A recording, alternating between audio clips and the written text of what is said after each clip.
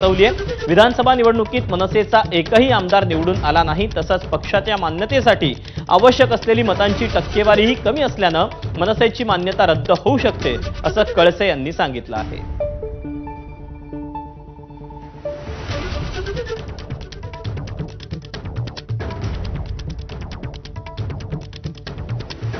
आपण याबद्दलचे अपडेट जाणून घेऊयात। निलेश बुधावले आपल्या सोबत आहे। निलेश, मनसे इंजिन गमावणार का? नियम नेमका काय सांगतो? अनंत कळसे यांनी जी माहिती दिलेली आहे त्याच्या आधारे मनसेचं इंजिन जाणार का, काय नेमकं कळतंय? महाराष्ट्र विधानसभा निवडणुकीमध्ये मनसेला पराभवाला सामोरं जावं लागलेलं आहे।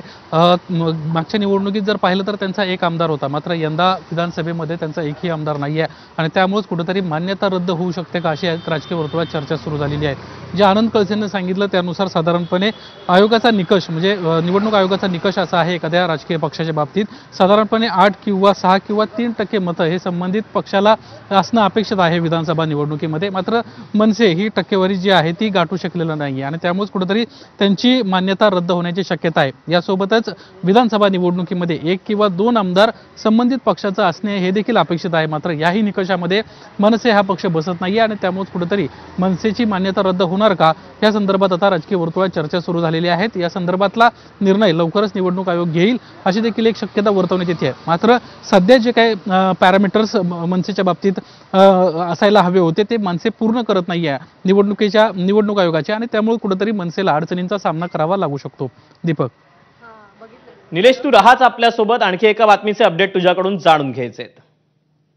तेव्हा आता आगामी काळामध्ये मनसेला देखील या सगळ्या अडचणींचा जो आहे तो सामना करावा लागू शकतो। एकही आमदार नसल्याने मतांची टक्केवारी कमी असल्यानं आता मनसेचं जे इंजिन चिन्ह आहे ते गमावण्याची शक्यता आहे।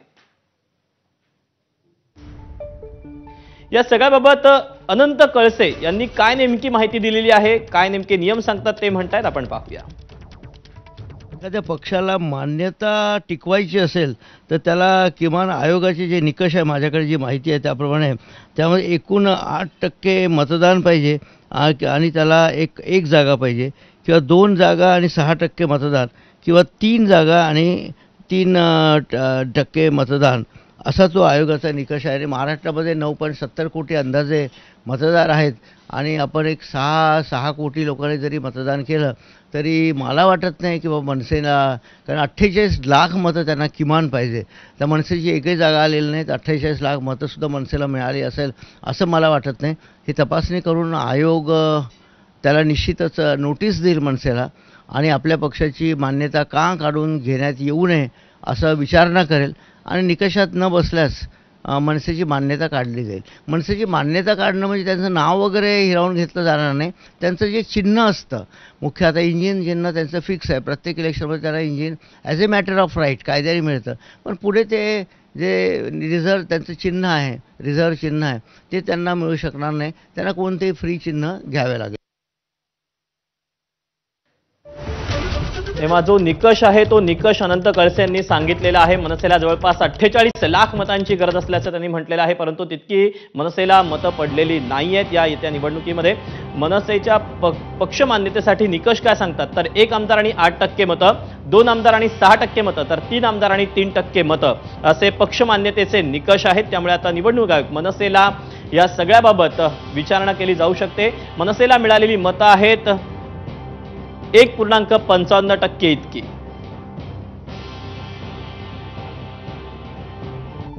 तेव्हा आता आगामी काळामध्ये मनसेला निवडणूक आयोग नोटीस बजावू शकते अशी शक्यता वर्तवली जाते। दारुण पराभव झालेला आहे मनसेचा, एकही आमदार महाराष्ट्र नवनिर्माण सेनेचा निवडून आलेला नाही। त्यामुळे विधिमंडळाचे माजी प्रधान सचिव अनंत कळसे यांनी ही शक्यता वर्तवलेली आहे।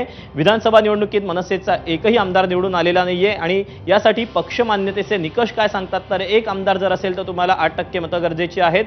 यासोबतच पक्षाच्या मान्यतेसाठी आवश्यक असलेली मतांची टक्केवारी न मिळाल्यानं आता मनसेची मान्यता रद्द होऊ शकते। मनसेला मतं मिळालेली आहेत 1.55% इतकीच। तेव्हा विधानसभेतल्या खराब कामगिरीनंतर आता मनसेची मान्यता रद्द होणार का हे पाहणं तितकंच महत्त्वाचं असणार आहे। गेल्या 2 ते 3 निवडणुकांमध्ये मनसेचं इंजिन हे जे चिन्ह आहे ते चिन्ह फिक्स आहे। याच चिन्हावर मनसेनं अनेक निवडणुका देखील लढवलेल्या आहेत। त्यामुळे आता या सगळ्याबाबत निवडणूक आयोगाकडून मनसेला नोटीस पाठवून विचारणा केली जाऊ शकते अशी माहिती अनंत कळसे यांनी दिलेली आहे। त्यामुळे आता एकही आमदार नसल्यानं मनसेला आता आपलं जे चिन्ह आहे ते गमावण्याची जो फटका आहे तो मात्र बसू शकतो। आपण पुन्हा